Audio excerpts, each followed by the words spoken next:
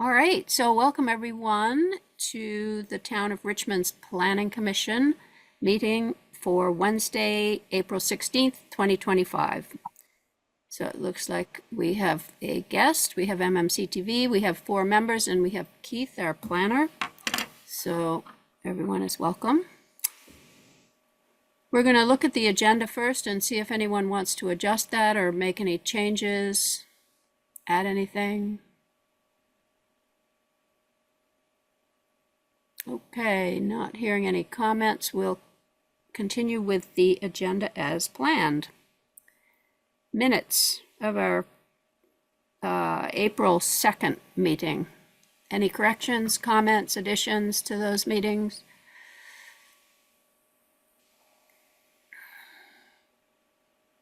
Okay, once again, not hearing any, not seeing any hands. We will accept those minutes into the record as written.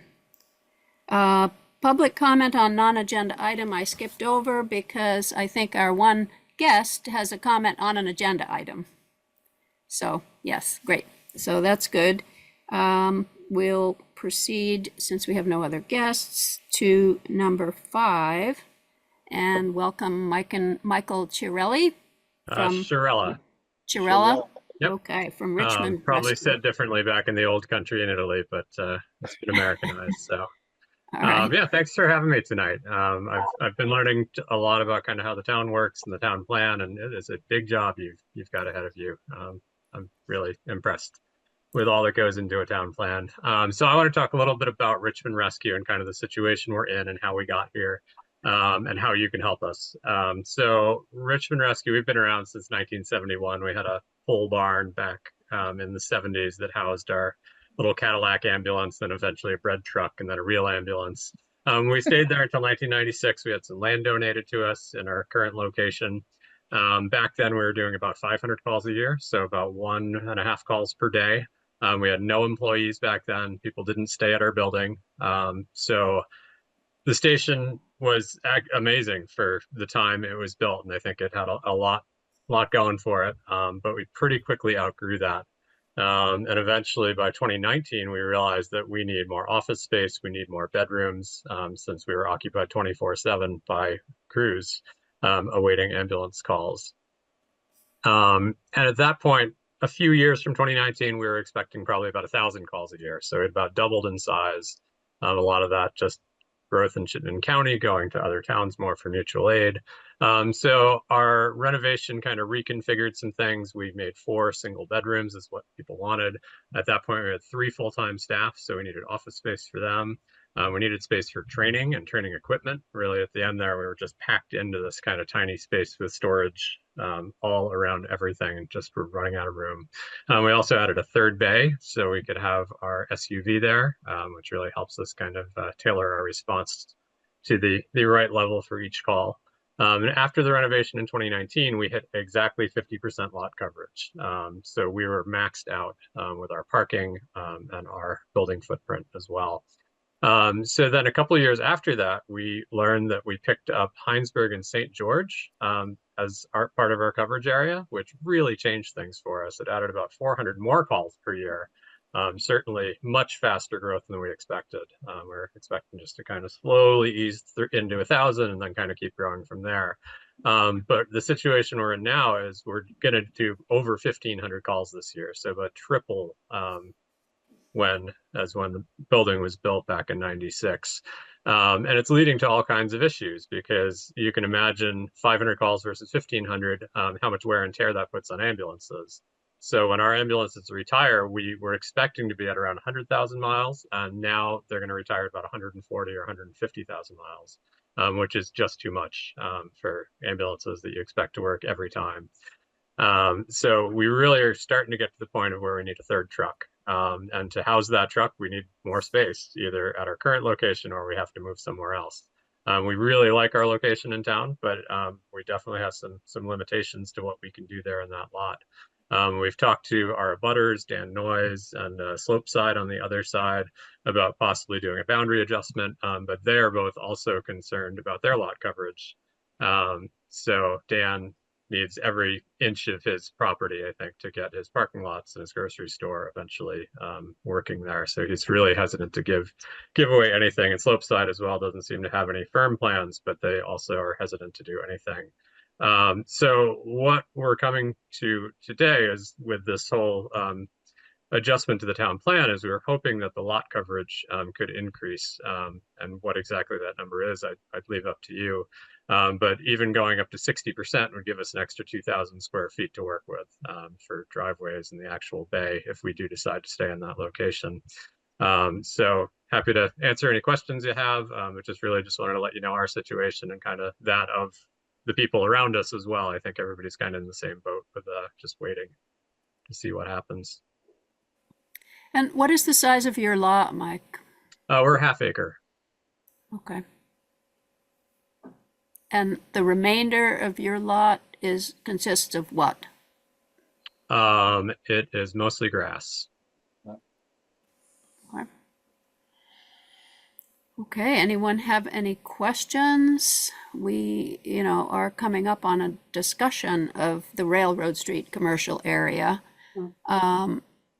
While you're here, well, let's see if anyone has any questions first about your situation. Just a quick one, Mike, you alluded to discussions that have gone on about perhaps finding an alternative location. And I remember that conversation going on when I was on the select board 11 years ago or something. Is that moving forward at all? Is there anything active, or for the time being, do you think rescue should stay where it is? We like our spot, or mostly like our spot. We are really close to a floodplain, and we worry about those maps being redrawn and getting us into the floodplain, which should be pretty concerning for us and would absolutely limit our ability to do anything at that point as far as expansion goes. We are looking at a spot out on West Main Street that would be a possibility for us in the future, but being outside of water and sewer, also not our preferred location, since we have to have a sprinklered building. Gets a little more complicated. Yeah. Yeah, I would just, thinking out loud, this is one of those, it's a little separate from the immediate request, so I don't want to conflate the two, but this is one where, in terms of preparedness and resiliency, we should really be thinking ahead, because the floodplain is only going one direction, and it's going to end up, around your building. So, that's not a decision for tonight, or maybe not even this year, but it's something that I think we should probably put on our agenda. So, does the floodplain directly abut your property line? I believe it's about 2 to 3 feet below our garage door opening. We have a bit of a slope there, so it pretty much during Irene, the water got up to around Borden Street and the dumpster over there. So we were only a couple feet, I think, vertically from starting to take on water. So water was in Borden Street? Yeah, it was down by the dumpster they have down at the end. Not sure if you're familiar with that, but yeah, there's, I think, 6 inches in that area. And just a reminder, which I think everybody remembers probably all too well, is the State Emergency Preparedness Center flooding during Irene. That's nothing we want to experience again, here locally in Richmond. So, and I think it flooded again 10 years later. So you'd think they'd learn, but it takes a lot to move an emergency operations center. It does. What I would add to this conversation, just for clarity, is that you can build in the floodplain. You just have to, it would cost more because you have to bring it, 1 foot above the base flood elevation. But that adds cost. And that doesn't necessarily mean that you could get off of Railroad Street after a flood too. So that's an issue. Your location. I would anticipate that those maps will be redrawn, not in your favor, Mike. So it's really where we're at. Yep, that's our thinking as well. So we wanted to get in front of this before we actually had the big flood or had the redrawn map. And do you have an anticipated time frame for doing this work? We're looking probably out at the 5 to 10 year mark. It's going to take considerable fundraising to make it happen. And I think just as we grow, so we've got some other opportunities, other possibilities too to make our situation work, but fairly far out still. And do you have any other concerns at all while you're here about the neighborhood in general?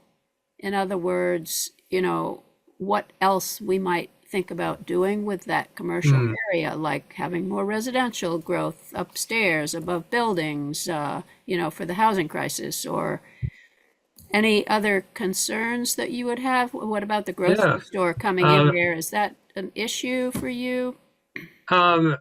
We certainly can handle any growth from an ambulance standpoint. We can handle any growth the town has planned. Heinsberg is aiming, I think, their high-end projections are in the high 6,000s for population, which would bring it up by about 2,000 people. But it typically, unless you're building nursing homes or residential care facilities, it's not going to have a great effect on us. So it's fairly reasonable. And as far as the Railroad Street corridor goes, being privately held, there's not a lot we can do with Dan and all his hardware store lots. I don't know what his plans are for the future. It seems kind of like an unfortunate use of some prime real estate in that area, which there may be a better spot for a hardware store and lumber yards, but this really seems like such a core part of Richmond. And I don't know what would go down there, but really nice spot. Even though we love having the hardware store and lumber there. Oh, I love being able to walk over there. It's possibly the best thing we could have, that in a grocery store nearby. Super convenient. Yep. Okay, great. Any other questions or comments or thoughts people might have? All right. Well, thanks for having me. I appreciate it. And when you get to like the emergency planning side of your town plan, get in touch. I'm happy to help out. Great. You're on our list. Okay. Both You're on our community list. development and emergency resilience, All right. all kinds of areas that we'll be in touch. All right. Great. Thank you. So, thank you so much. Thanks, Mike.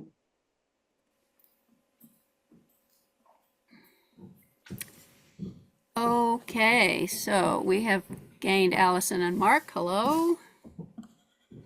Hello. Hello. Hello. Hello.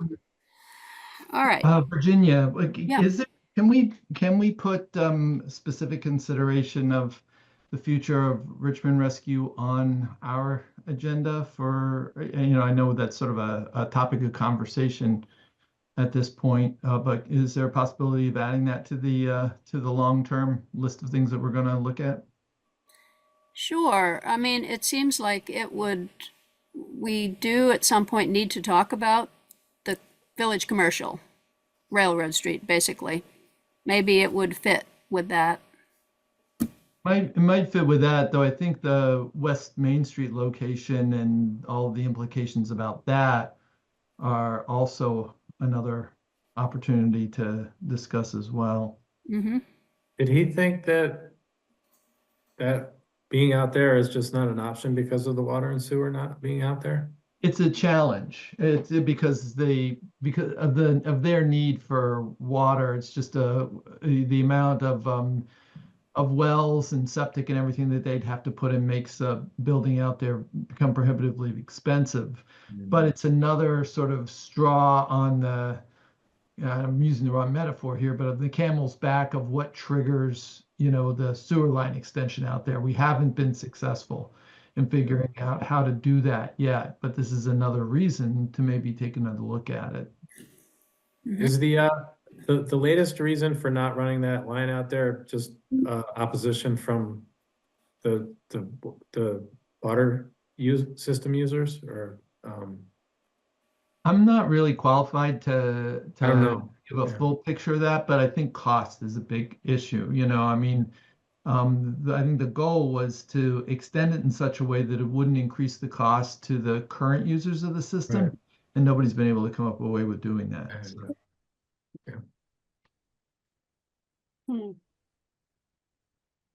Yeah, and you know, extending the sewer line out there has been on the housing committee's agenda also several times, because they feel that housing at any scale is not going to be possible without some kind of extension of the actual service lines. There is an expansion of the district that was passed out in the Gateway area, but then it was not approved to actually extend the lines. So the district does include the Gateway now, which, you know, Kendall Chamberlain thought was the first step in the process, but it did, even that didn't really lead to the desired result, which has been on the books for quite some time, to have water and sewer go out there.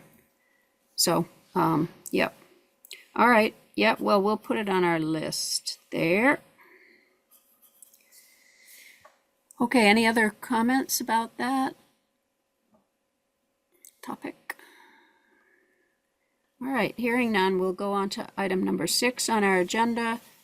Report on the April 7th Select Board meeting. Do you want to report on that, Keith? Sure. The FHOD that was before them on that meeting was approved with no changes. That gets the new RZR goes live on the 29th. That's 21 days after that meeting. You don't count the day of the meeting as the first day, just to, if everybody, math may be a little fuzzy on that. With the JC public hearing that was scheduled for the 5th of May. So that should be before them. All the material should be before them the week before. We'll have the public hearing there. Both Virginia and I will be there. They, you know, we really haven't talked to them about JC since we had that, you know, all hands on deck meeting. And you know, we'll see how it goes. I mean, we as usual, we supply them with the silver platter approach. You know, we'll have the memo, we'll have the red lines, we'll have everything broken out for them. And if they have any questions, if they kick it back, we'll work it like we usually do. And then, you know, that's basically the protocol at this point. So Do we know whether Buttermilk is also planning to attend on May 5th? my understanding is that at least Brendan is going to attend. I don't know if Josie's going to attend. I haven't really had any follow through. I did inform her of the date. So Okay. and I'll get all those, and I'll get all that information out to them. You know, I mean, obviously they're you know, one of the 2 parcels in that district. So Yeah, this is on a Monday. Is this a special purpose meeting or is this part of a regular select board meeting? Do you know? part of a regular select board meeting. Okay. I think they'll probably have half an hour allowed Yeah. for it. So we'll see. I mean, we are also in the packet, correct me if I'm wrong, Keith, supplying the letter that they sent talking about our final proposal. Yep, once that gets totally built out at the end of this week, that'll be included in there. Yep. Yep. Which was saying they were not pleased with it. They ain't happy, and Yep. and we all know that that's not a surprise. So Right. Yep. We've known that right along. So, all right. Yeah. So anyone's welcome to come to that meeting on the 5th to hear what happens. I'm planning on attending. Yeah. right. And the only comment that we had at the Flood Hazard Overlay District hearing was Fran saying that the 3 Parks Committee found it acceptable and could work with that for whatever they had planned. So that was good. That went well. All right. Any questions about any of that?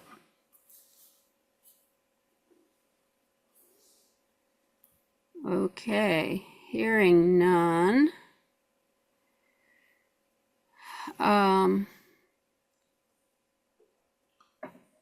We can go on to number 7, discussion of the Tier 1B designation and the new FLU map and the new housing targets.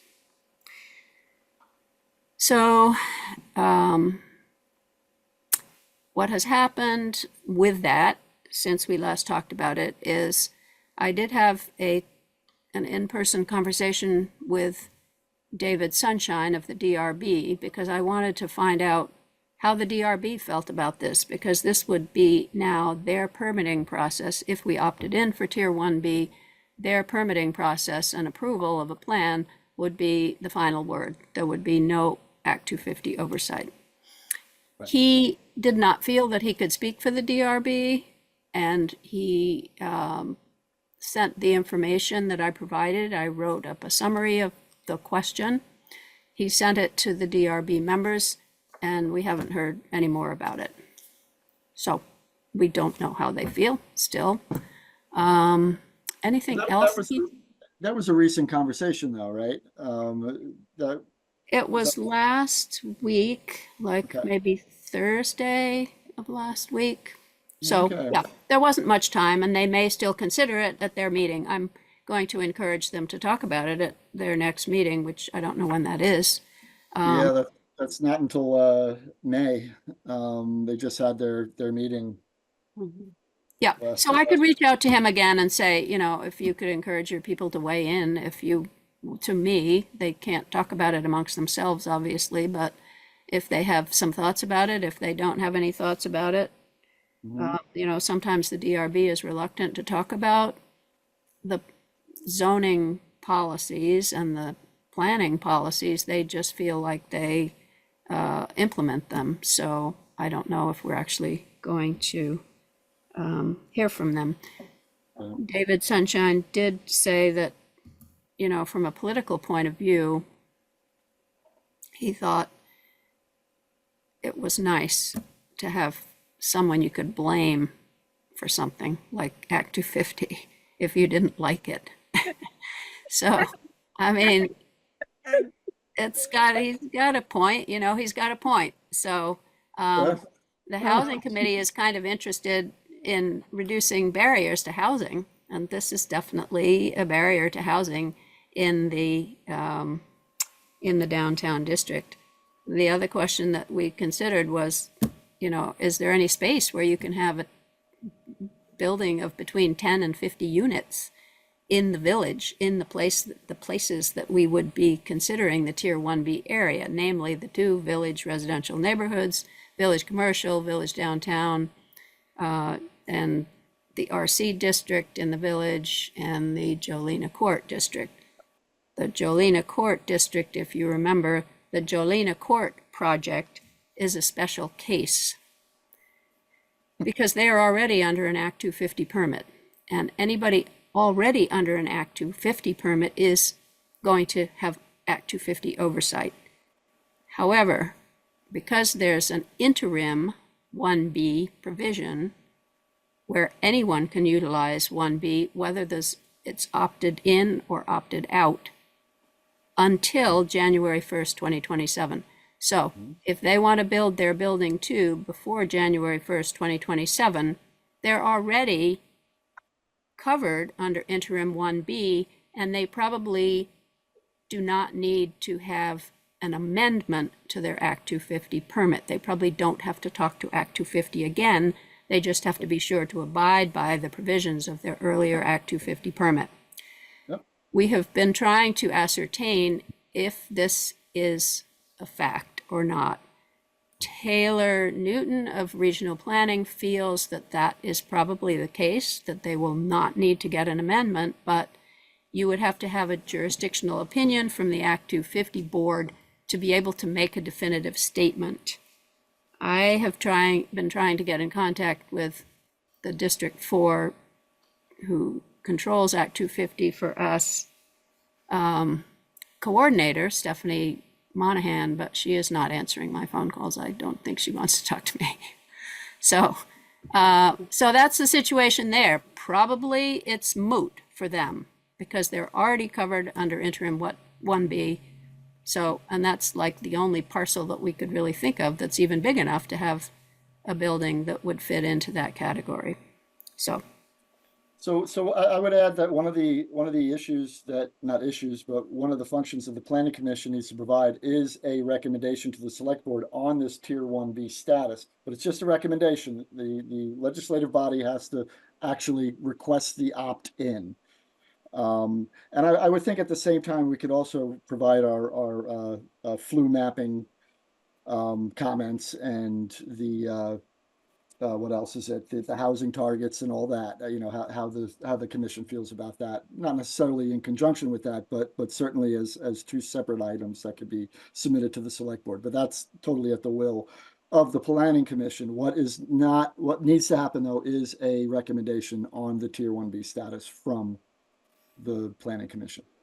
Yeah, I mean, I think we would be abdicating our responsibility if we didn't make a recommendation to the select board about this planning issue. You know, they're not going to have looked into it as much as we will have looked into it. So, you know, we need to make a recommendation and try to provide some kind of rationale for why we would recommend one policy or another.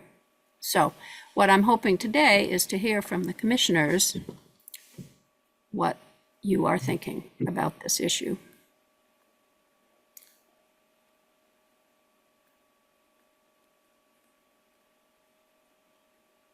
So Jolena Court's the only lot in town. Can you say that unequivocally? I think it's the only shovel-ready lot, yes.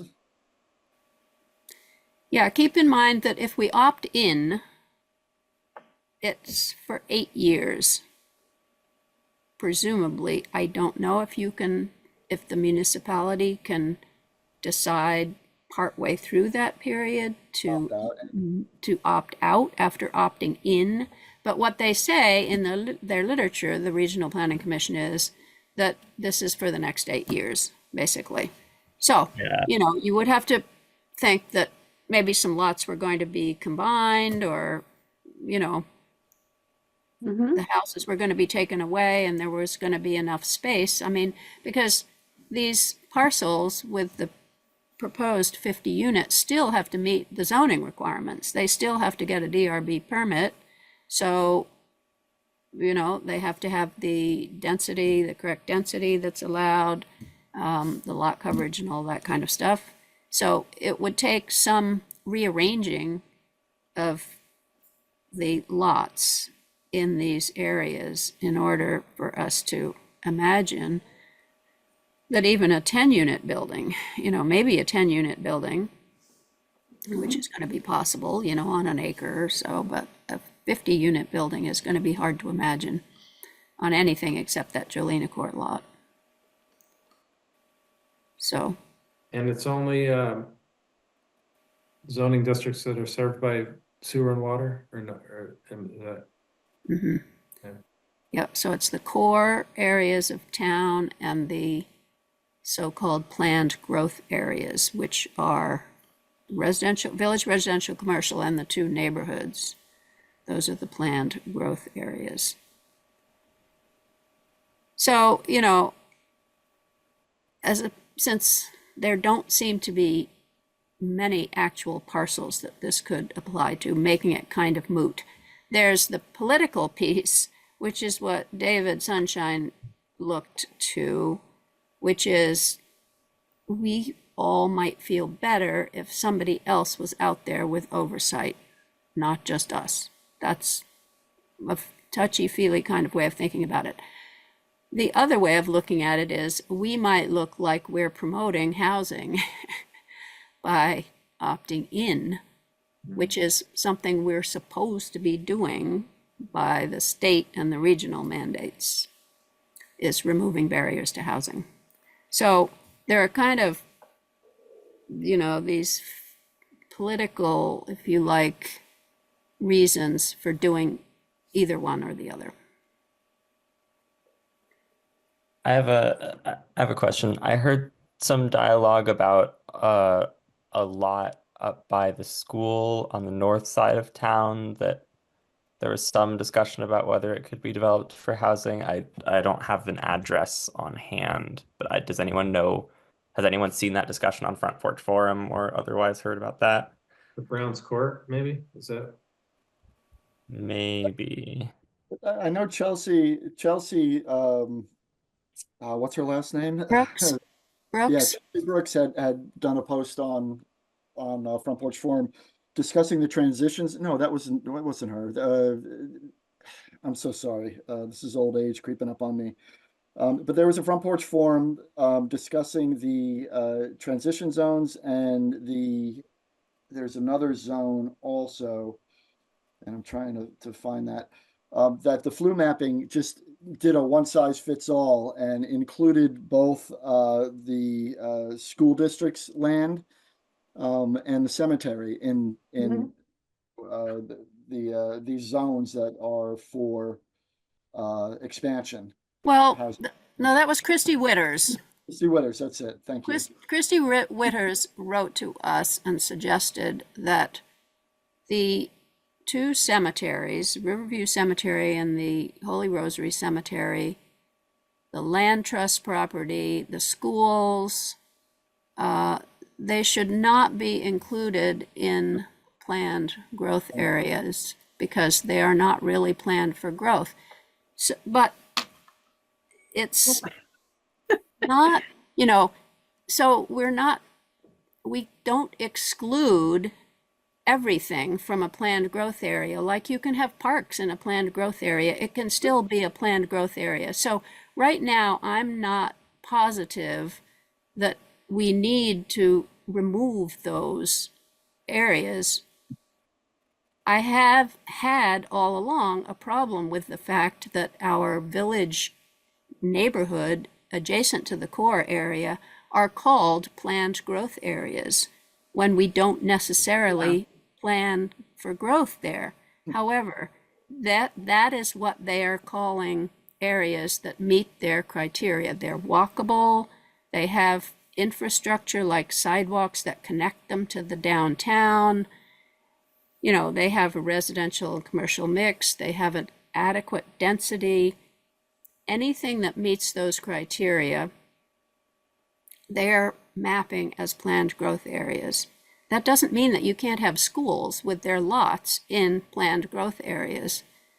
They include commercial buildings, recreational spaces.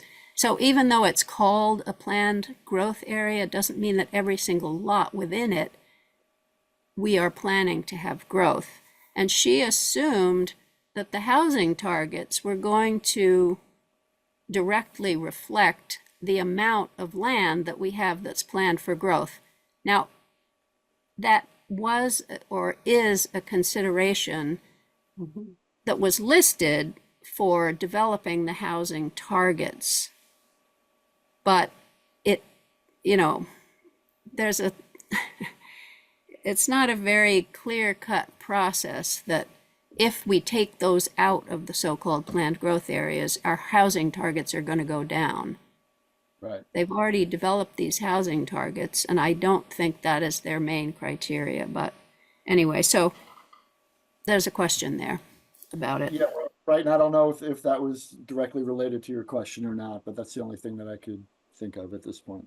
Yeah, and that was Christy Witters, and she wanted to put them in general rural. And the criteria that were set up for rural general don't really meet those lots either, or shall I say, those lots don't really meet the criteria for general rural either. So I think my question was kind of just seconding Ian's question that are there really not other lots we could imagine putting 10 units going on between now and 2032? So, and this is, you're thinking between the schools and the village, or are you thinking beyond the schools? Yeah, I mean, I don't know the town as well as any of the rest of you, so I'm really just asking the question is, yeah, in that around the schools somewhere. I think statutorily that they would be able to, within the areas that are served by water and sewer, to develop 10-unit dwelling units. I mean, certainly could. So the answer to that question would be a yes. Where are they? It all depends on the density aspect of where they plan to build. Well, 10 units, but 50 units? Yeah. Are there any lots that would You'd have total to, for 50 yeah, you'd have to units? raise 5 lots and, combine them, and then, then your big building would go up, but I don't see that happening. Well, the only other one that I'm aware of is near the Far Farm area, and then there's been no interest on the owner in developing that, but is it possible? Yes. And it does have water, it is connected to the water system, but not the sewer system, but that's technically possible also. Yeah, and I believe it only has to be either water or wastewater, or water and wastewater. Is that correct, Keith? I'm thinking that, My understanding it's water and sewer. Is that let what me you, see if it's so tier one, what, hang on. Tier 1B.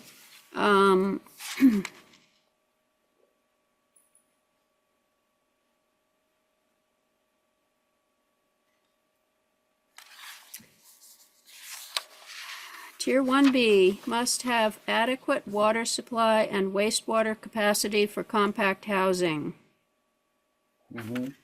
Just Yeah. just to clarify, like something with 10 units would be currently under Act 250, right? So we can be talking about 10 unit size developments, not 50 unit size developments in order to think about this exemption. So under 10 units, Under 10 units, Yeah. 9. they do not need an Act 250 permit.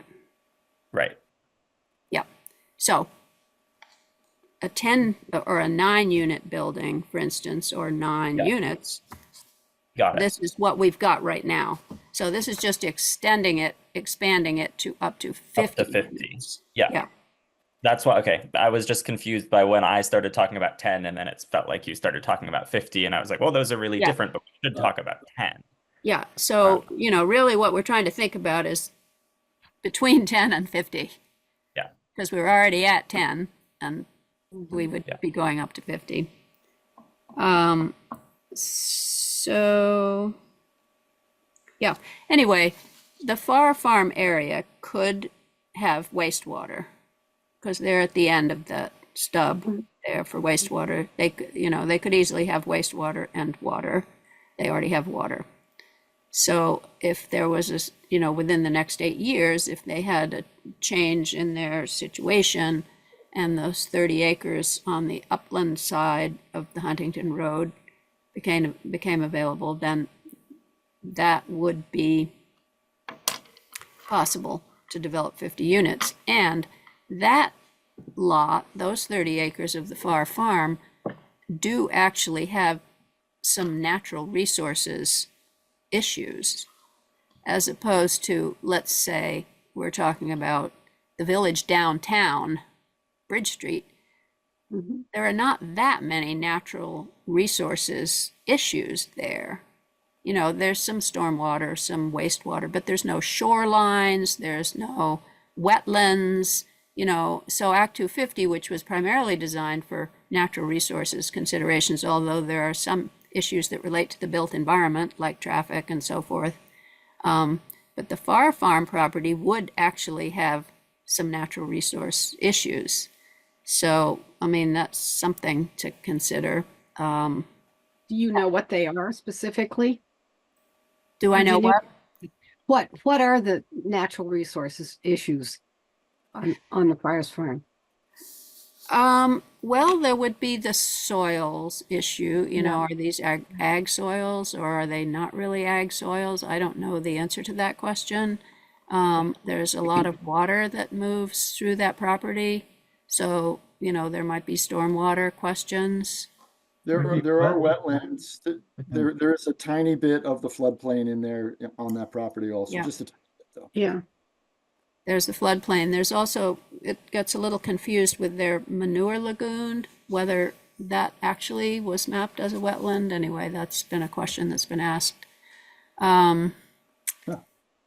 So anyway, you know, there are natural areas because right now it's a natural area. It's an agricultural area. And so I think that would be something to look at by Act 250, or the DRB should be looking at that if we opt in. So the question is, are our ordinances, are our regulations and our personnel, Yeah, ability of the town, yeah. does the town have the ability to look at those things and provide oversight?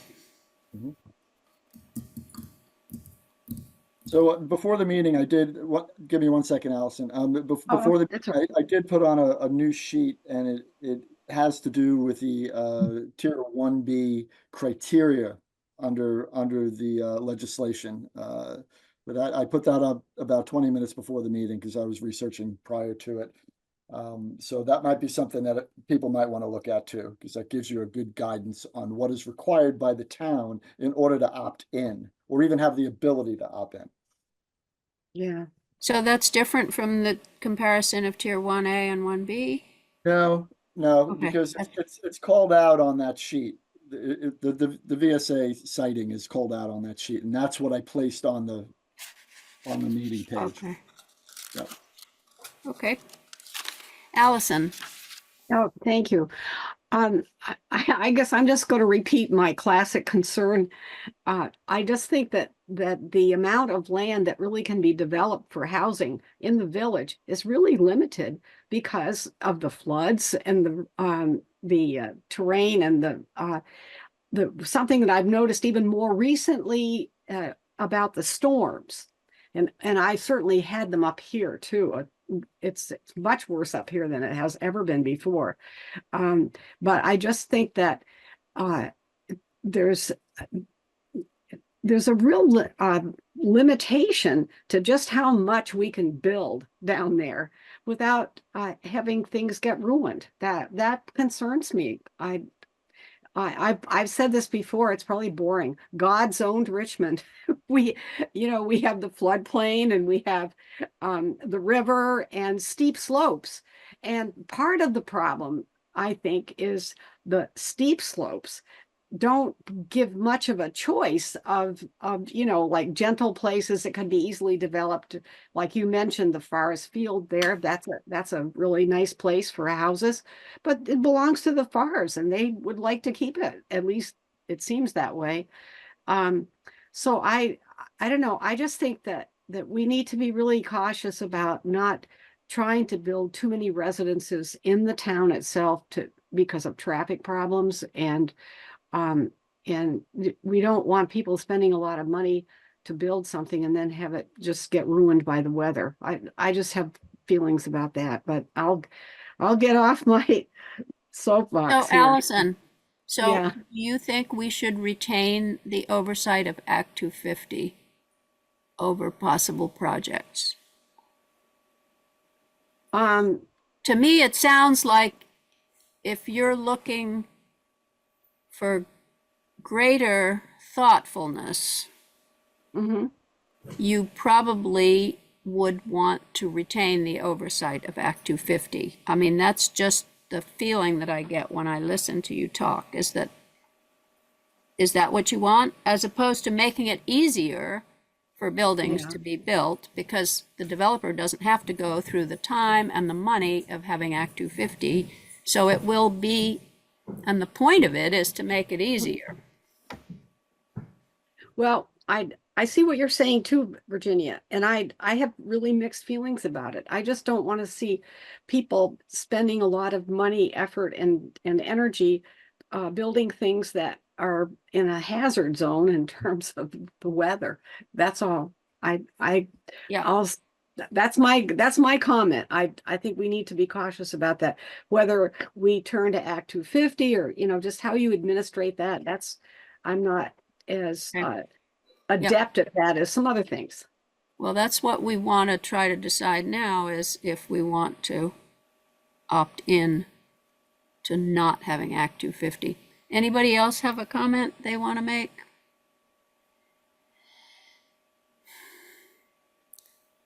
What would Act 250 do that we're not doing now? Are they just making bigger scrutinies and more expensive process of building? Is that the main thing that you're concerned about there? Well, they have more extensive scrutiny. I would agree with that comment. They have more extensive scrutiny. They might have more resources to investigate potential problems, like engineers and, their standards. They just have a lot of standards about natural resource development. So more money, they have, more oversight power. So yeah. I mean, they have the levers of the state to help them in their processes. We have to pay for it with That's another consultants point. or something along that. Yeah. Thank you, Keith. I hadn't thought of that, especially, but you're right. And we That's- do pay for it. We do have an engineer that we consult with, and we do pay for reviews, but their reviews are like holistic environmental reviews. I mean, Yeah, I know. I know. I know that too, and that's maybe not I think part of what I get the feeling that Virginia is trying to see if the money that we do spend isn't spent on expensive administrivia reviews and things like that, when in fact if we do this sensibly, that we can encourage some growth in a better way. More money can go into the buildings themselves rather than paying for administrivia. So I Right. don't know. Yeah. It's complicated. It is complicated. Yep. I'm sorry, but I don't mean to be a wet blanket. I guess I'm just a wet blanket, but anyway. Well, Oh, it well. is complicated. There's no question Kind about of wet up here today, actually. It's yeah. All right. Well, for what it's worth, I thank all of you for your efforts and thinking. I mean, the people that are on this board, all of us, we try hard and we think hard, and we are, we have good intentions, and I think that in itself is very important. Okay. Well, if you can come up with a recommendation one way or the other, that would be great. Ian, you said at the end of the last meeting that you were leaning in some direction or other, but you didn't tell us what direction that was. Maybe Well, you still I was are. having concerns because, but somewhat alleviated from the content of this discussion. I think given the limited opportunities for people to do developments, along with the fact that we have other boards and committees in place to kind of monitor what's going on, it's less concerning to me. Okay. So I'd be more inclined to allow or to opt in. Okay. Yeah. I have another question on the costs topic. And pardon me if this is basic, but Act 250 review now, is that paid for by the developer or the state or the town or some combination? Typically the developer. Developer. Okay. And the carrot that this is for developers opting into the exemption, is that primarily because the review itself is expensive, or because the things the review tends to require the developer to do are expensive? I'd say yes and yes, and time. Yeah. Both are significant and time is also significant. Is that kind of your answer? Okay. So they do have to pay Act 250 money directly to have the review, and then they may be required to do other things that cost money. So, because I think if we're thinking about, in these few parcels that might fall under these qualifications, and wondering whether they actually have environmental concerns, if they largely did, then Act 250 is really helpful because we want that depth of review. If they didn't, then we're talking about wasting the cost of an in-depth review that's deterring development. That's kind of where my question came from. Yeah. yeah. Because Well, if the problem is that these developers need to make changes to their plans that are inherently expensive, and that's why they don't want to do the review, well, then that kind of sucks for them, because they should still make those changes to be sensitive of the environment, Well, I think that is difficult to say in advance whether Right. those parcels Understandably. do or don't have those constraints. And, the time is kind of short. It would be best if we could do it before they finish their plan. Actually, I don't even know what the drop dead date is. Do you, Keith, for opting in? It's a moving target at this point, so no. Yeah. It's not like the comments on the flu and the housing targets. Those are, May 29th. But no, that's a moving target. They haven't handed down that date yet. Yeah, so But the goal was, if possible, to make the recommendation to the select board and have them act on it before the draft plan was finished in the spring of 2025. it says spring, right? So We June. likely won't be able to do. I mean, we're in the spring of 2025. Then Yeah. there will be a draft plan that people can comment on.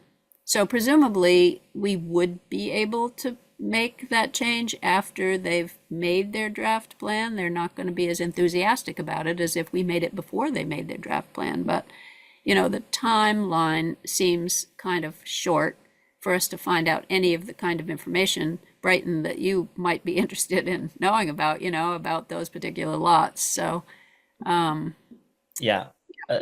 Another perspective on this is to your point earlier, Virginia, about the fact that the planned growth areas don't actually necessarily represent the areas that the town is planning for growth, or that there's some messiness there. To me, that makes me lean towards not opting in for the exemption, because it would be helpful to have Act 250 protecting us should a landowner decide that they want to develop an area that's in the planned growth area, but that, you know, otherwise the town might be concerned about developing. I don't know if that reasoning. Yeah. You're spot yeah, on. well, of course, we wouldn't know what Act 250 would decide, and they have their own set of criteria that they, Right. you know, decide. They have to decide based on a criteria. They can't just decide Right, of on course. some other reason. But yeah. Well, I mean, that's kind of what we like about the Act 250 oversight, is that we think it is going to protect areas that we don't necessarily think are suitable. So, Yeah, well, one of the conundrums that I have is when they pass this legislation is it's a one size fits all. You know, Williston has the professional staff to do this. We don't have the professional staff to do this, yet they blanketed the whole state with this. And you know, that's an issue. It just seems to be a pattern. I'm not going to get on my soapbox on this, but I mean, not too much at least. But it seems to be a pattern with the legislature is they don't understand the administration aspect of these mandates, and it's very difficult, to be honest with you. And then we have to get interpretations, which we get 17 different interpretations. Again, a stretch, maybe 2 or 3, but you know, that's all I got. Just the one yeah, side. and there is, you know, one of the criteria for being eligible to opt in is municipality must have adequate municipal staff. Right.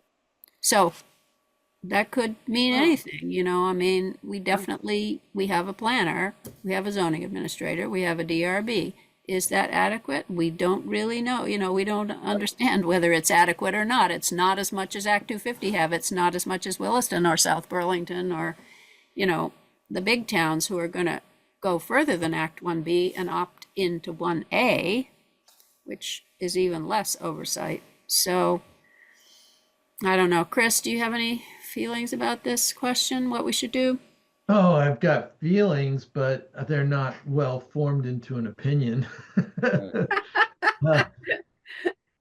I hear mean, you. I think Keith probably said is what's closest to my feelings about it. It just seems like this policy is not a good fit for us. Mhm. You know, Fair. Yeah. Mark, how about you? Do you have anything you want to say about this?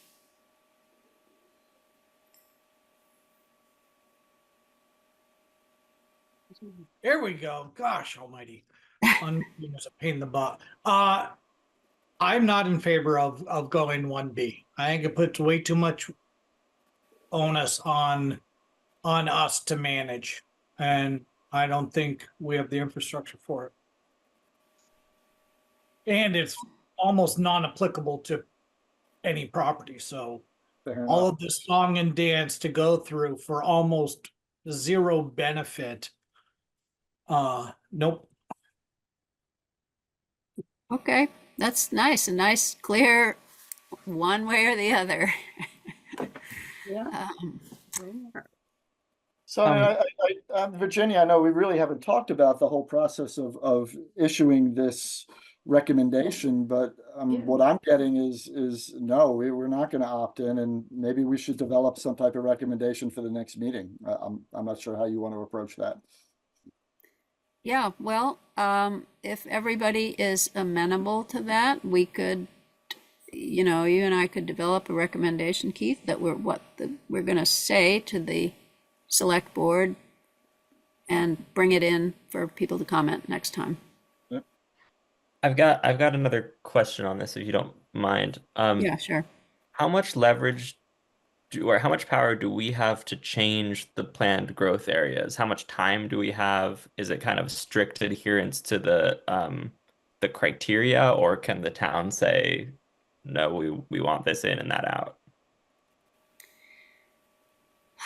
Well, the regional plan is supposed to align with the town plans. However, Yeah. when you look at the physical conditions on the ground, and they meet the criteria that have been laid out for the planned growth area, I think it's going to be hard for us to say we don't want this to be.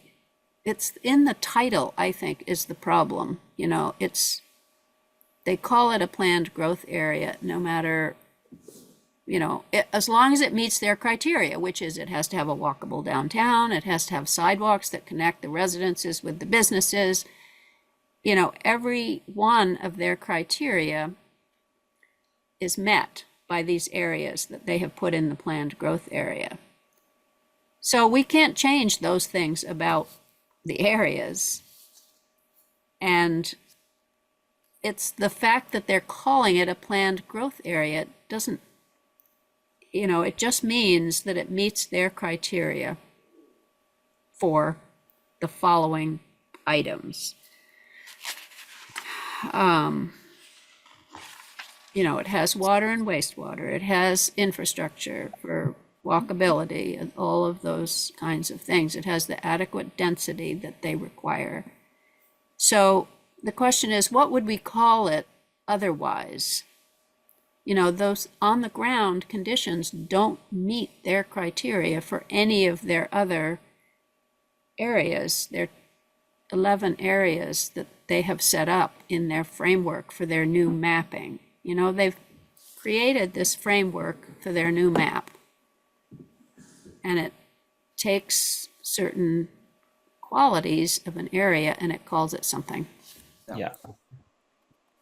So, you know, I mean, that's always been a problem for me, is that it's called a planned growth area. Why can't we call it a village area? Well, it doesn't exactly meet the criteria that they have set up for the things that they're calling village areas. Actually, the village area and the planned growth area have almost identical criteria, except that in the planned growth area, there are sidewalks that connect the residential areas to the downtown. Yep. So we have that. So they're going to want to call it a planned growth area. We could fight, I think, to call it a village area. I think Would I'm make us more feel thinking- better, but it's just a name. No, I think maybe I think you answered my question maybe without understanding the intent of my question. I'm wondering if we can take areas out of the planned growth area, like those people that called for that. I forget who we spoke about earlier in the meeting. Christy Woodard. Yeah. Like if we put in our town plan, no, these are not planned growth areas. These are whatever the rural residential or one of those, like,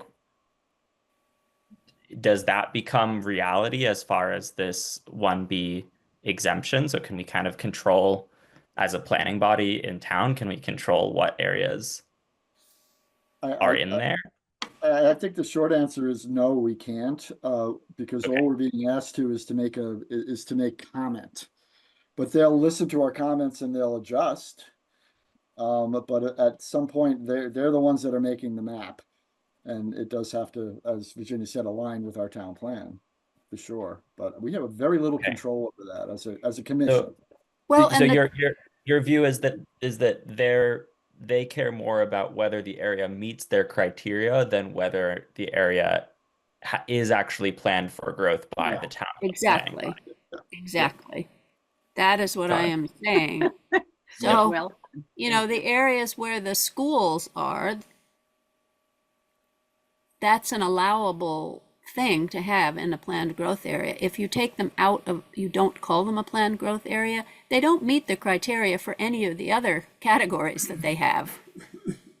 You know, they on their own don't meet any criteria for general rural, particularly. Right. I mean, I think we could fight to do that if we wanted to. I'm not sure what real, you know, effect it would have on anything. So, yeah. Thank you. This is really helpful. Yeah. Yeah. So in that case, I'm on board with the recommendation of no. Okay. Chelsea, you have a question. This is Chelsea Brooks, one of our new steering committee members. Hello. Hi, sorry, it took me a second to unmute on the phone. Oh, hello. Hi. It's not a question, it's just a quick comment. We have the planning commission meeting up on the TV while we're eating Panera for dinner. That's not the comment, but I'm so that's why I sorry. jumped in randomly.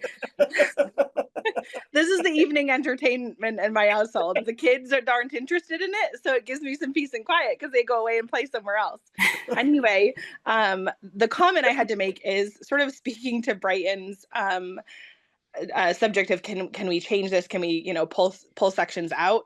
I just wanted to mention that, at least from my perception of how this is all working, is the problem with that is that the town has to decide if they want to be in 1B before the regional mapping is done. So like 1B decision gets made, and then regardless of what the regional map ends up as, whether you like it or not, you've already made that decision to be a 1B town. And then the other thing I wanted to point out, because I haven't heard it mentioned at the planning commission meetings, I might get infiltrated here, is that in the 1B thing that CCRPC provided to the town, it says tier 1B areas have adequate water supply and wastewater capacity for compact housing. We've been, myself included, I had been assuming that that meant on town water and sewer, because that's sort of where their initial planned growth area mapping, like that's where it all was, right? Like town water and sewer. And even the CCRPC talked to us about that, or you guys rather.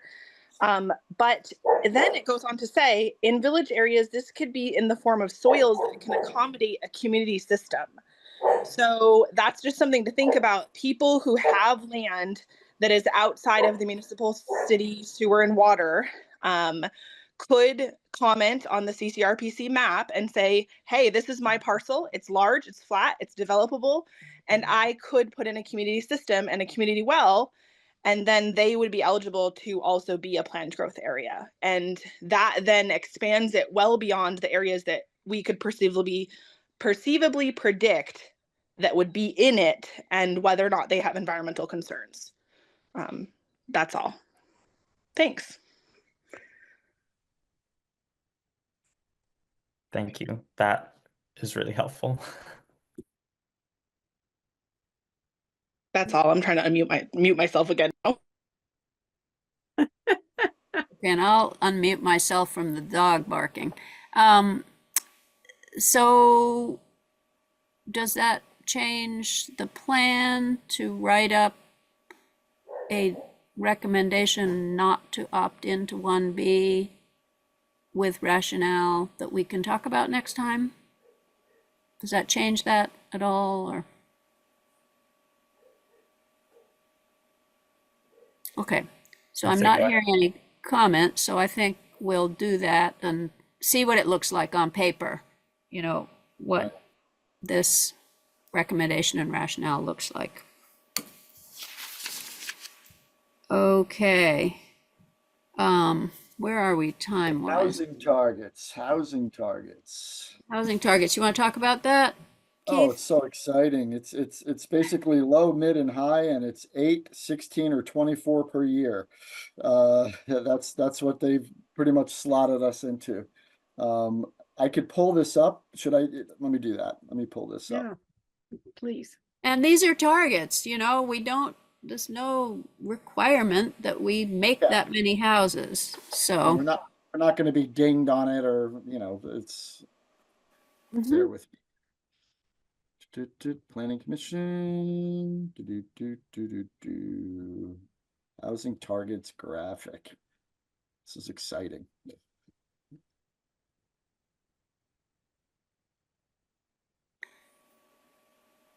And so these targets were supposedly arrived at by it's a disaggregation of the target that was given to the region.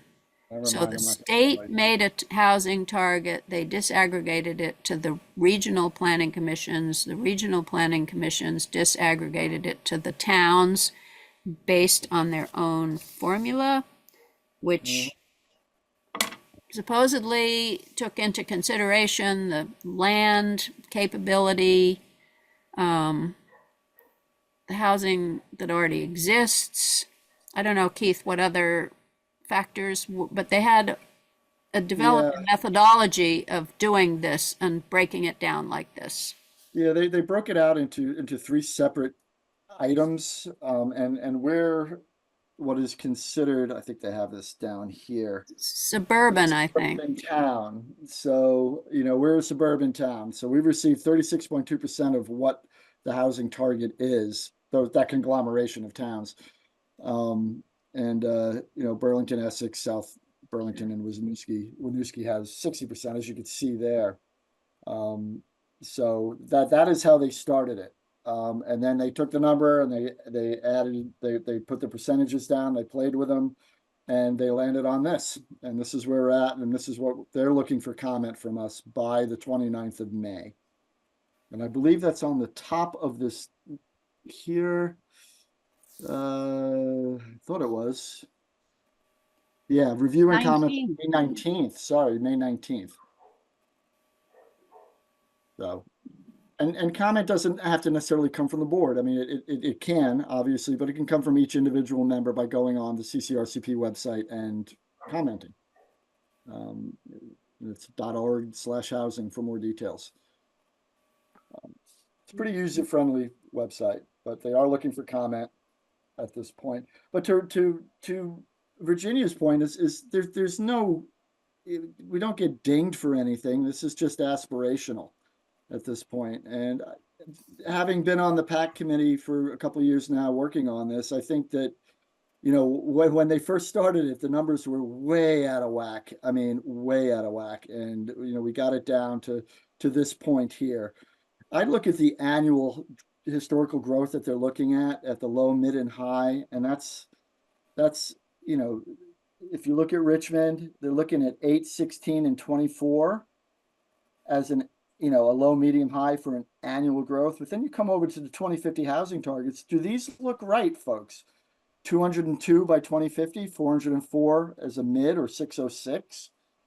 It's hard to grasp that, to be honest. But I think it's just math, isn't it? It's 25 times those numbers in the annual numbers column. It is. Yeah. So I mean, but Keith, isn't 8 lower than we've actually been doing? I guess maybe not for 2023, but I thought it was more like a dozen. Yeah, historically it is about that, Chris. It is. And we're now permitting more ADUs than anything else. And those count as dwelling units. So yeah, well, they should. Yeah. Of course. You want to promote that. I don't think it's unattainable. I think maybe the highs are, but we'll see. We only have so much land that we can develop, to be honest with you. At least on any scale. I mean, there are always the perennial, developer dreams of, 40, 50 unit high-end developments on Kenyon Road or, other places like that, which, they haven't happened yet, but those are things that have happened in the past and could happen in the future. Yep. But if we're talking about more directed high density development, that seems less realistic. So Chris, do you think these numbers are fine? Fine enough. Fine enough? Yeah, Yeah, I mean, as exactly, far as yeah. we can tell, really, they're Yeah, not way out of line. It's not like 24 is the low and 45 is the Yeah. high, yeah. which we I haven't mean, seen for years, but so if, going back to the conversation we were having earlier, if we solve if we crack that nut about extending water and sewer out to the gateway, all the way to, the mobile home park, high is even feasible, Mhm. right? Okay. But that's appropriate, I guess, is the way that they've got it here. yeah. And I mean, when Jolena Court is built, if they build 31 units, then we're Yeah. already at the high end for that year, whatever Yeah. year that might be, if it happens. Right. So possible, Yeah, not that's every four. That's year. 4 years. That's 4 years of high-end growth. Yes. Well, it's 4 years of low-end growth. It's Or did I like say 1 8? year of high-end growth. No, I need. All right, so any other comments about these housing targets? Yes. I I was just- wondering, what exactly is the repercussion if we don't hit them? Nothing. There's no repercussions. Cool. It's aspirational. This is what they're saying would be good to do if we want to have enough housing for everybody. It Yeah. would be good to try to encourage, in whatever way you want, either removing barriers in the zoning, making a housing fund, working with the affordable housing developers, whatever methods you want to, if you're interested in helping out with the housing problem, then these are the goals that you should try to go for. But, no ramifications. It's a political document, and Yeah. that's fine. One I have a size fits all. question. Yeah, Allison. Yeah, at some point in time, I think I've heard discussions of maybe taking existing housing and perhaps creating a duplex out of say an existing larger house, or even a triplex or quadruplex. I've heard some of those thoughts where you could build one building and house more people, but it's still basically it's not like in the city. It's kind of an in-between sort of thing. I don't know if there's any consideration of that. It doesn't look like that really pertains to what this issue is, but I just thought I'd bring it up as something that we might think about. Yeah, well, I mean, we've already inserted that into the neighborhoods in the village and the residential commercial, where you can have a 3 to 4 unit building on any Yeah. lot that a single family house is on. Permitted. So Permitted. It doesn't have to go through a review. It's a permitted, permitted yes, use. it's permitted. So I mean, honestly, our zoning is not the issue. I don't think. I think we've actually been pretty lax to begin with. We've always had this multifamily that we could put in the water and sewer districts. You could build up to 4 on just a permit. But The economics that prevent it from happening, not our It's- zoning. totally. mhm. And, Labor costs, yeah. we have yet to consider like the HDR and the AR district. We have not inserted those allowances into those districts, but we might well do that when we come to think about them in the HDR.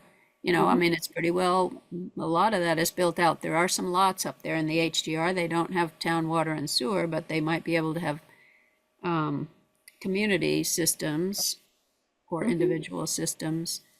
Maybe we need to allow for, more 3 and 4 unit or duplexes up there. I don't think those are in those districts yet. So anyway, that is one place we could go with our zoning. But in terms of the core area and the downtowns, which is where the housing is supposed to be concentrated, we've got those in place, those allowances. Mhm. Okay, anyone else have anything to say about these numbers?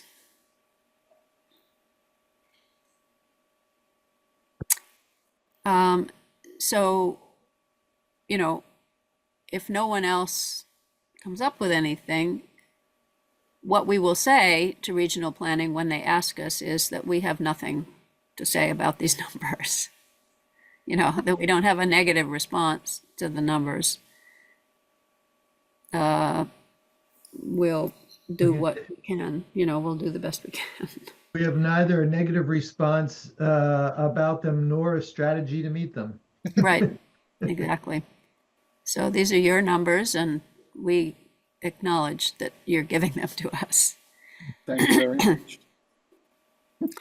All right, so maybe we'll put that in our document, Keith, that we're going to talk about 1B. Then the map is, you know, the map is the map. Map is the We map. talked a bit about the map, you know, the fact that they just have these criteria that is where they put things on their map. And the whole reason that they're doing this map like this is to have a standard framework for the whole state where they're using the same names for the different kinds of districts, for their 11 districts or 10 districts, I think it's 11. And they're having the same criteria for all towns. So this is why everyone is being squeezed into these criteria that they have set up as their framework. So, you know, we've looked at the village, we've looked at the alleged planned growth area. We have this question, I think, that we need to get answered about the schools and the cemeteries, and are they, even though they're not planned for growth, are they still in a planned growth area? And it doesn't matter that they're not planned for growth. That's the question that we want to ask them. If you're looking at this map of the village, you can see the long, skinny pink areas, pinkish areas. Yeah, right there. Those are the school lots and the ravine where you can't build. Brown's Court is in there where the town has determined that they're not going to build. And then you go up to those yellowish areas and there's the cemetery, the two cemeteries and the land trust area. Yeah, Mark. Hey there.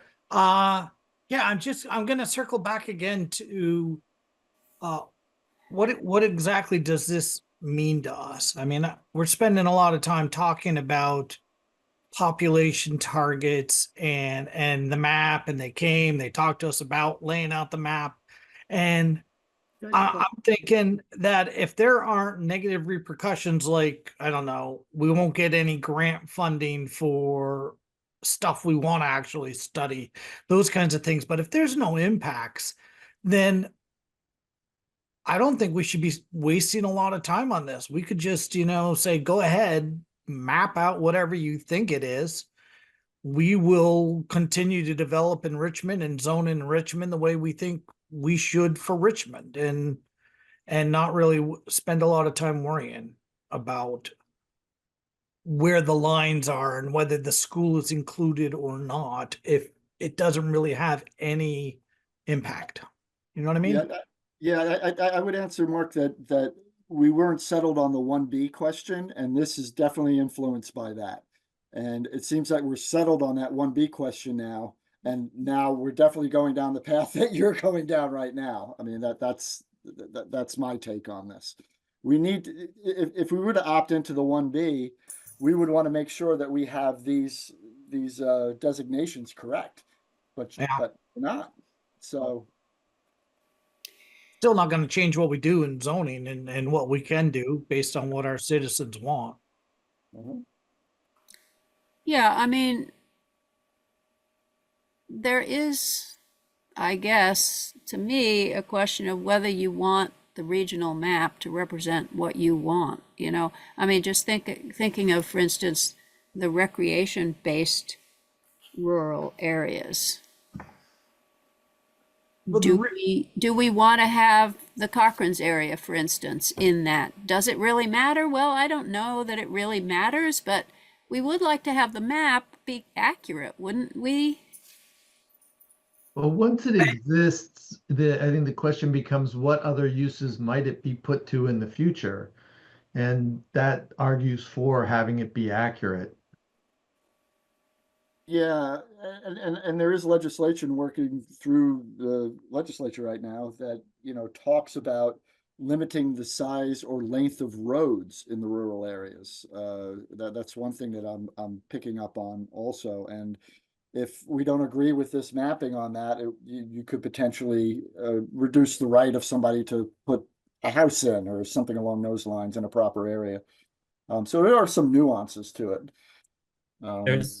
There's a House bill that didn't cross over this year, but might in a future session that would create current use exemptions in particular areas based on this map. Right. So yeah, I mean that kind of stuff is gonna probably happen. Yeah, that's the kind of thing where, comes back to bite a future planning commission, if it doesn't get dealt with.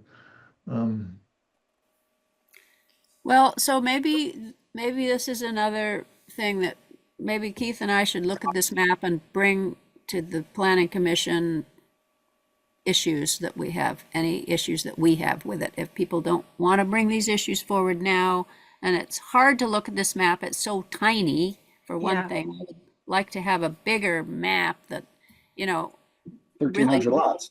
shows the boundaries of some of these parcels. The other part that is in looking at this map, the upper right-hand corner, that green area, which is a forested area, and there's a lot of regulations now about forest blocks and their protection, where those boundaries are. So, I mean, we should look at it because there are rules about that kind of thing, about protecting forest blocks. Where is this forest block exactly that is a highest priority forest block in terms of the Vermont Conservation Design, which is enshrined in statute? So, it doesn't seem like just putting this map up here and saying, what do you all think about it, is going to get us to where we want to go. So maybe we should, and if anybody wants to participate in a more detailed study of the map, you can let us know and we could have some kind of a mapping session sometime. Yeah, and I would say the focus would most likely be on the larger parcels, and how they fit.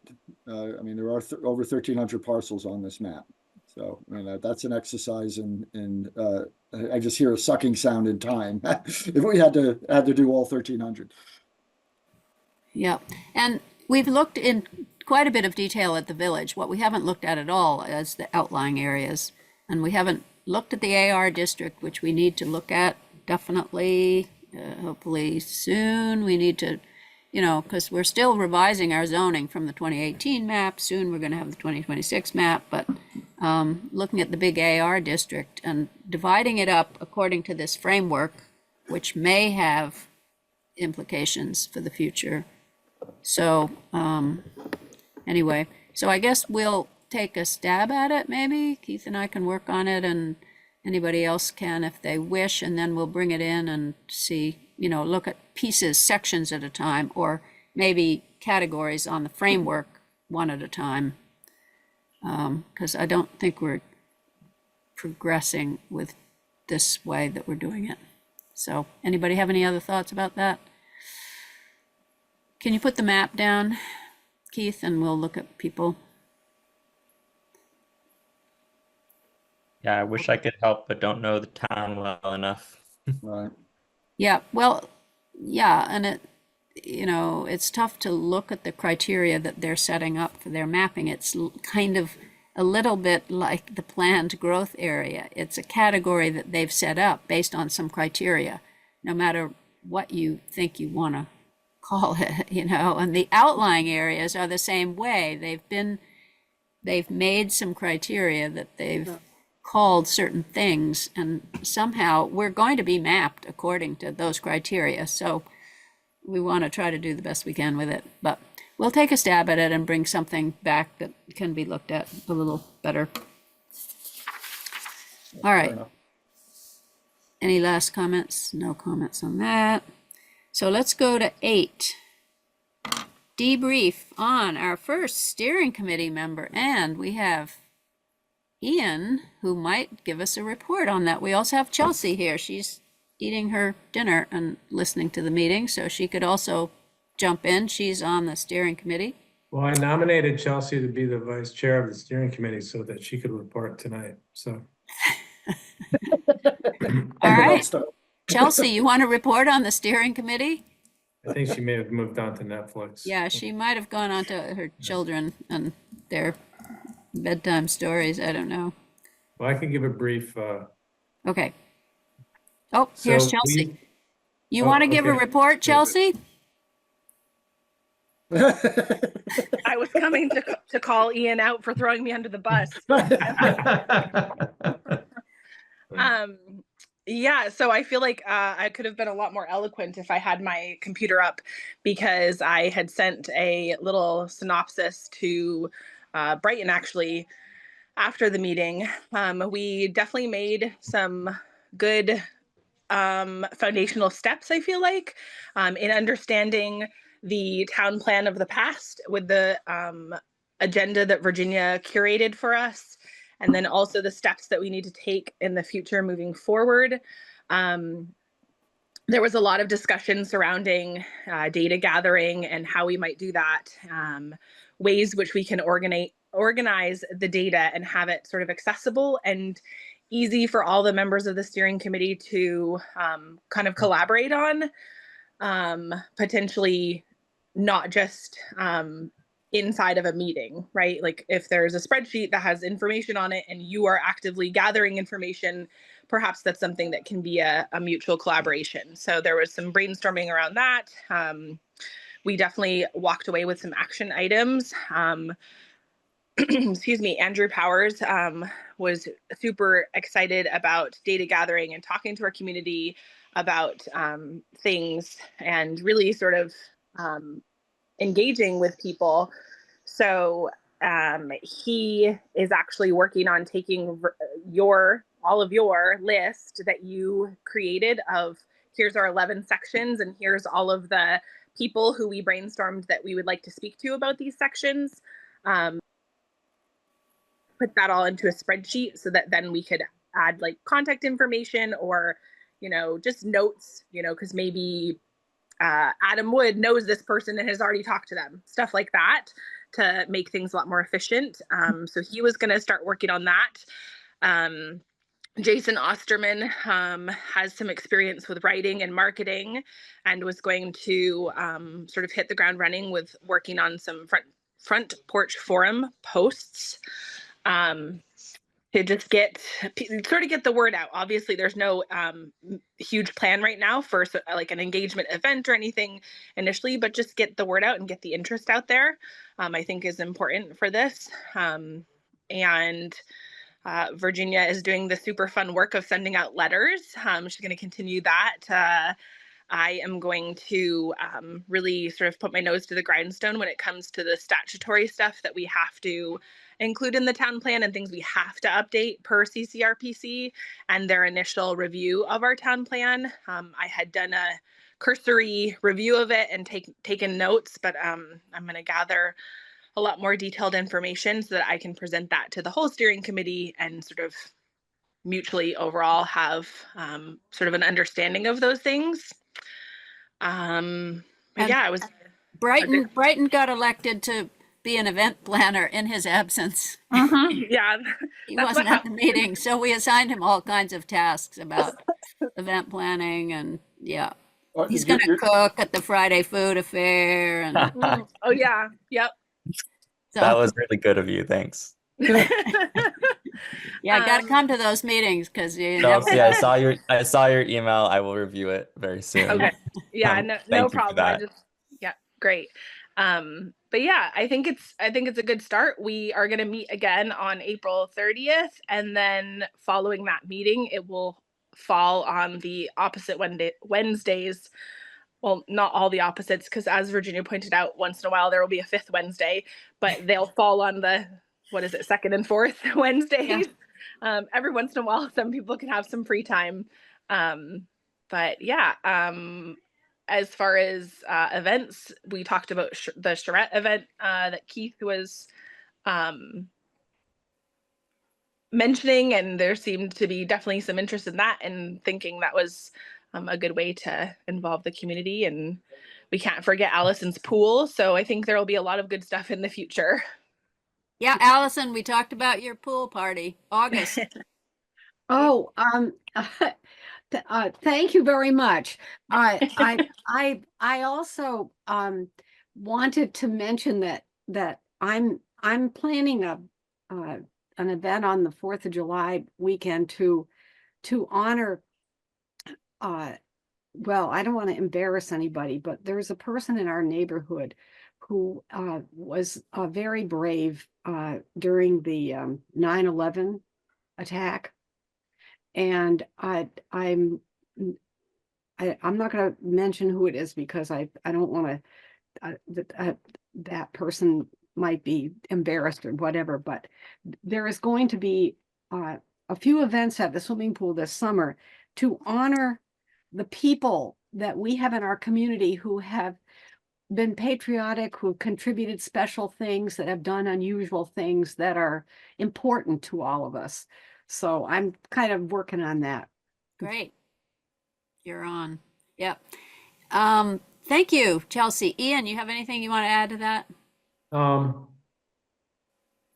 don't know, we spent a lot, well, not a lot, but a little bit of time just talking about utilizing the expertise of people that are already serving on committees in town to, get their input on a lot of the sections that are going to be written, while at the same time encouraging just people in town to participate in the process and trying to strike a balance between those two things.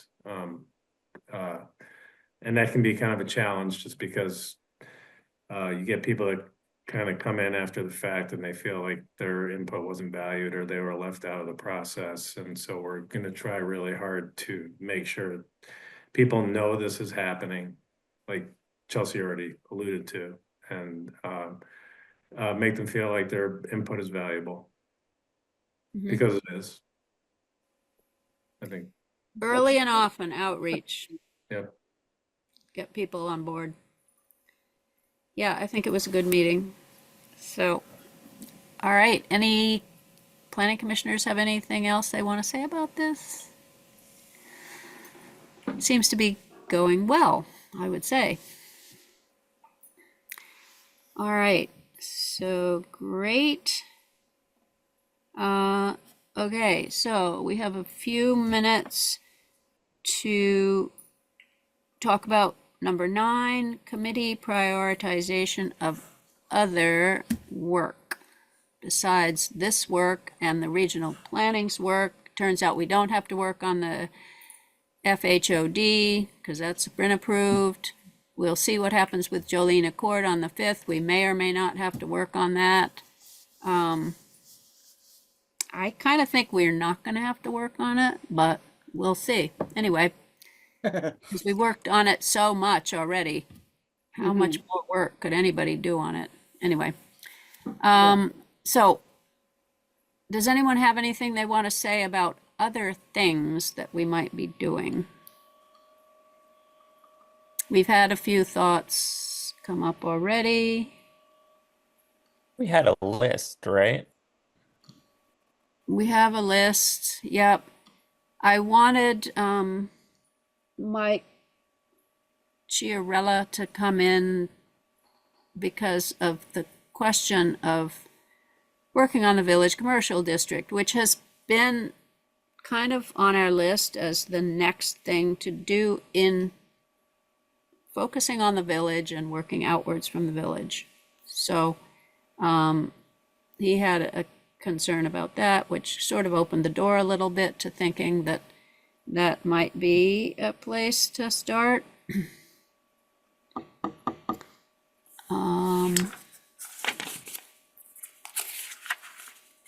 Any other thoughts about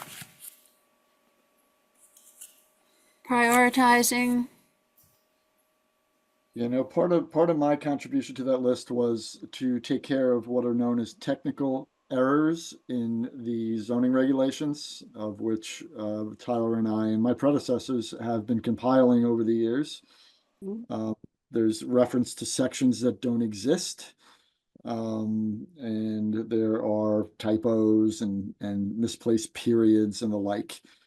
So those are technical fixes. And the other focus that I would like to see is on stormwater requirements, and potentially have a requirement that certain new development needs to at least address some of their stormwater issues of that new development. It's kind of hard to retrofit right now, but if you're going to do new development, there are avenues that we can go down from a small homes point of view. And there was a document that the state of Vermont has issued for small developments too, that I would like to potentially have that in the zoning regulations in each and every one of the districts at some point. But that's not a huge priority now, only because it's not standardized. We run kind of an ad hoc approach to development when it comes to stormwater and erosion and sedimentation, because there's really no call outs in the zoning regulations. So we do require that in-house, but it's not promulgated at this point. Those are my two. So Keith, both of those things require a good amount of work on your part. Yes. Yep.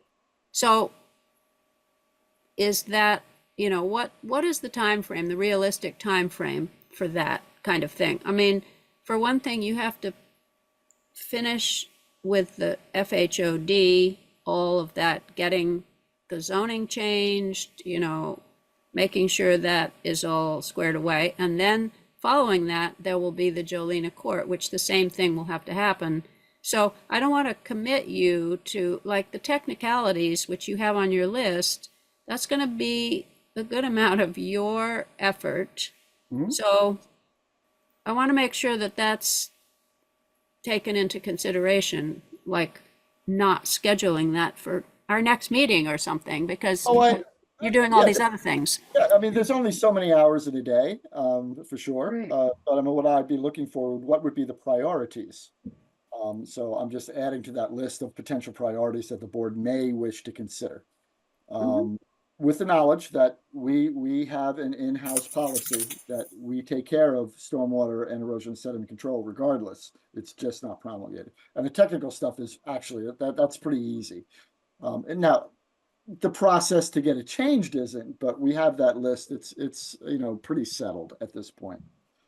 So time frame, it doesn't matter. I think more than anything, I'm planting the seed.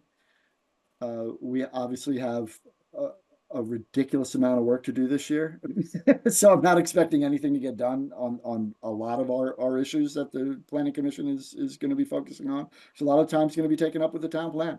I mean, it just is probably half of it. I don't know. It depends on how, you know, we do this. So I don't want to impart any pressure on the commission that they need to, you know, make a decision on that. You know, those two items that I mentioned. I'm pretty malleable. Wise. One fairly short thing that we could do is to take the village residential commercial district that we did revisit and to make the few changes to that district that are required by Act 47 and 181. We incorporated those changes that are required by 47, 181 into the two village neighborhoods because the timing was correct. You know, those districts came up after those laws were passed. We passed our revisions to the residential commercial district. Most of the changes were actually incorporated on account of Brandy Saxton's study for the Housing Committee that had laid out what was coming down the pike in terms of statutes. So mostly the village residential commercial district is good, but we could put in the changes that are required about the density and so forth. And, you know, I don't know if we would want to start like with that as a test district for stormwater you know, Okay. stormwater regulations, that would be something that we could do. I think just putting in the changes that align it with 80, with 47 and 181 is not going to take that much time because they're not that many. I've already looked at that district and it's pretty simple, but Well, I think we also have the PUD update also that is not necessarily simple because that would be opening up the subdivision regs too. So just add that. I don't think that's horrific because we already have the language pretty much set. I know that you want to clean up some of the definitions of a PUD and a residential PUD, and I don't disagree with that. So I guess I'm throwing that out too as another item that we could look at. mhm. And that's kind of a small item. That's relatively short. So do people have strong feelings about which ones of these things we should do? I mean,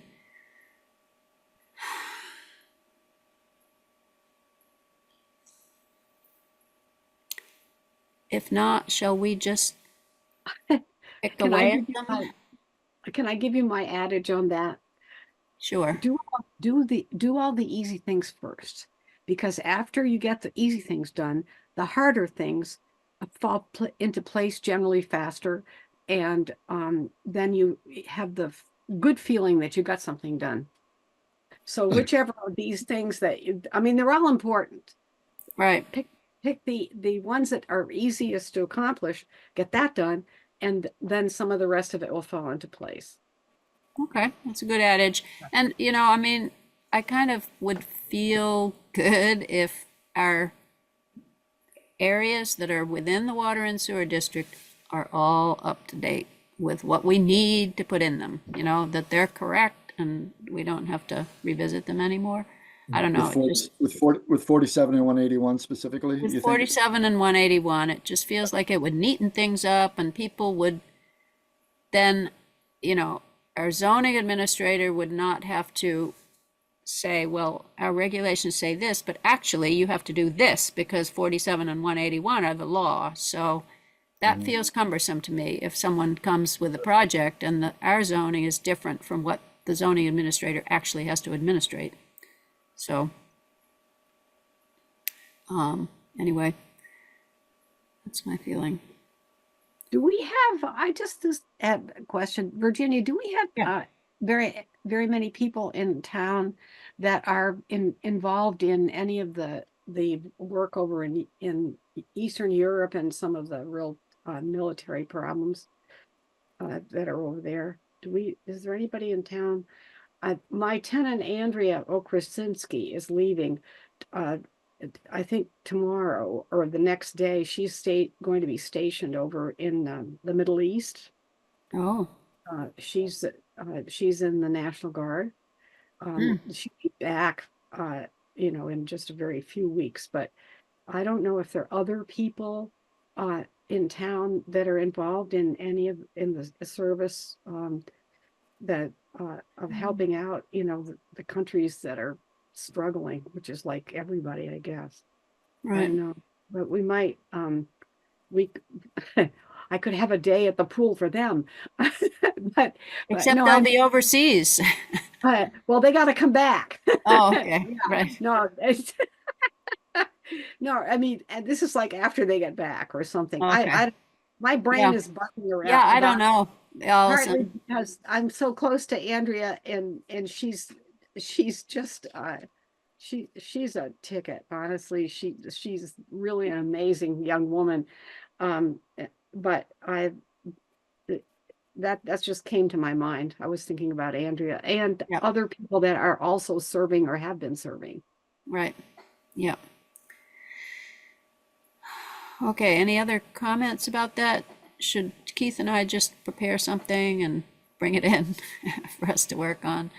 The energy pieces I'm hoping to incorporate in every district. So if we can think of anything, if we're working on a district, like fixing up the village RC and there's something that we can put in there, in the energy line. I mean, we can't tackle the big things, I don't think, district by district.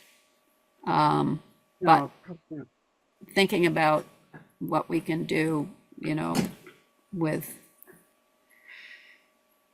well, it's a, you know, it's going to be a long conversation about what we could possibly do in terms of energy, energy efficiency.